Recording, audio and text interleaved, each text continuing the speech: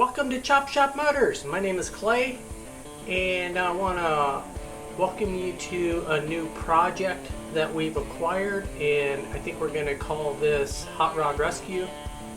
So, as you probably have noticed from some of the latest videos, there's been a mention of selling chopper and having it go down the road to help kind of finance some of the additions to the shop and things like that. So it's all good. It's kind of the circle of life at a hot rod hobby and in our little Chop Shop Motors. So what has happened is that we've acquired a new project that will probably get some attention at some point. Probably not right away. We've got some smaller projects that will get kind of wrapped up and will get some attention, but at some point we'll be focusing on this one. And so let's do a walk around on the next Hot Rod Rescue. Here we go.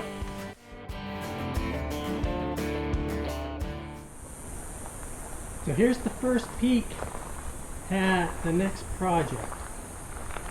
It is a 1955 Ford F100. It is a short bed, and it is an F100. It's got the 5 on 5.5 bolt pattern on the axles. It is also a custom cab. So this particular truck has the drip rail molding. It has stainless steel vent window and window frame uprights. It has door locks on both doors, so those are a few tells that it's actually a custom cab. So this project, a couple good things about it is it's already a short bed and it's a custom cab. The other good thing is that it has paperwork. It's already in my name and we're all set, so that's a nice piece. The downsides to the project are what you see is what you get. So no front fenders, no core support, no hood. The bed is just sitting on it. No tailgate. No cross members for the bed. No bed strips for the bed. Well, a couple, but they're pretty mangled. It does have both rear fenders. It needs cap corners, which they all do. If you look inside, it was originally an automatic truck, which is another rarity. This was a pretty cool truck in its day, not to mention the tropical turquoise, I think is what this one is, was the original color, with the fifth wheel for the spare tire. Cab floor's pretty decent. It only has a single pedal, being that it was originally an automatic, so another piece that's not very common. Has, let's see if you can see, has the, has the kind of upsell heater system in it. I do have the glove box door and the data plate, as well as the deflector for the defroster. But other than that, that's about all I got with it. It didn't have a steering wheel on it, so I put a steering wheel out of some of the junk just so I could get it off the trailer. It didn't have any door handles, although they did come with it. So I put those on it so I could close the doors. It came with a seat, so I stripped all the upholstery off of it and got it down to the bare frame. The seat frame is in really good shape, which doesn't seem like a big deal until it's time to view upholstery and all of a sudden it becomes a big deal.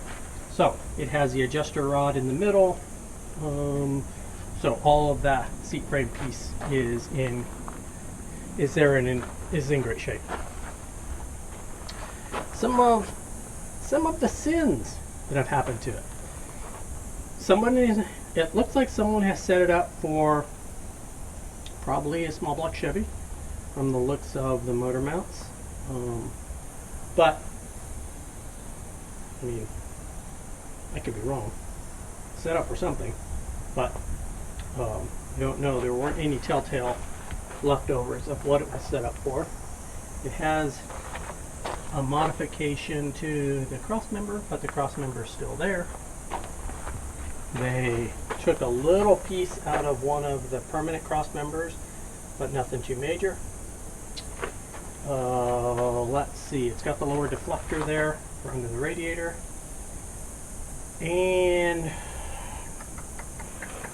it's got one piece of tin left on it. So I'm not familiar with that piece of tin, so I'd have to break down the VIN number. I think it was a V8 truck though, V8 automatic, so that doesn't really matter at this point. Out back, an interesting bonus is that it comes with a 9-inch. So it's got a 9-inch. It sits pretty low, which is courtesy of the torch.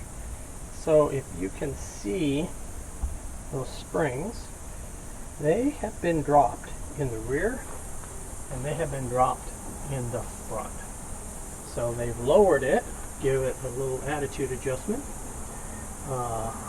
and an altitude adjustment via a torch to get it down, which it does look like it's a little lowered, which is kind of cool, except that's not exactly how we're gonna leave it. At the front, it's got heated springs, front and rear, to get it down some. Let's see, what else does it have? What else is interesting about it?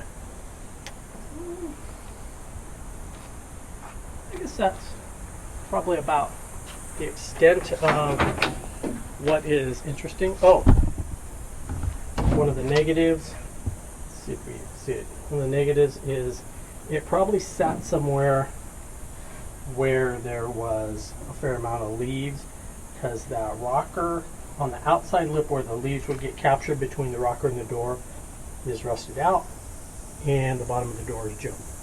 So that is the extent of it. The other downside to it is there are just a lot of parts. So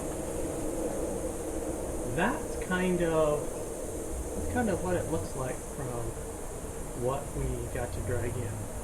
So now, let's talk a little bit about what the plans were. All right, let's talk a little bit about what some of the plans might be. Again,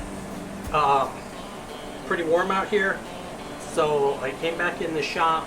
The shop cooler's running, so if you could hear a little bit of a breeze or wind noise, and I apologize. Another month or so and the weather will be great here and we don't have to have a cooler on, but it's pretty essential if we want to survive out here. So you saw this project, 1955 custom cab, short bed Ford pickup, unbelievably cool color. What's the plan for it? Well, we accumulated a lot of parts for a really nice F100, and the reason we built Chopper was because we had a whole bunch of leftover parts, and we had a whole bunch of leftover parts that we didn't know which ones were better, and so it was a means to an end to both sort inventory and maybe put it to use. So that's really how Chopper came to be, and that it fulfilled its mission.